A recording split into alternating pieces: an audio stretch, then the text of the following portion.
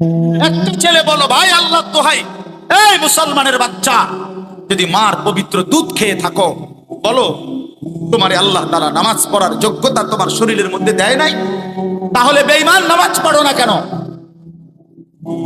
কেন নামাজ পড়ো না? আমি দাঁড় করাই, এখানে তো অসংখ্য ছেলে এখানে আছো, এখন চেহারা দেখলে বোঝা যায় তোমার ওই চেহারার মধ্যে তো হাইওয়ান আর জানোয়ারের চেহারা।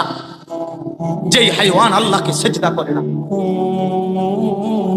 আজকের এশার নামাজ পড়ো নাই, আজকের মাগরিব এক ওয়াক্ত নামাজ পড়ো নাই, এমন অসভ্য জঙ্গলি এখানে তো বসে আছো। বেহায়া, লজ্জা করে না?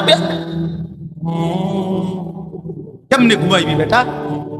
নামাজ না পড়ে যদি ঘুমাও, ফেরেশতা যদি একটা লাথি মারে, ফেরেশতা যদি একটা লাথি মারে,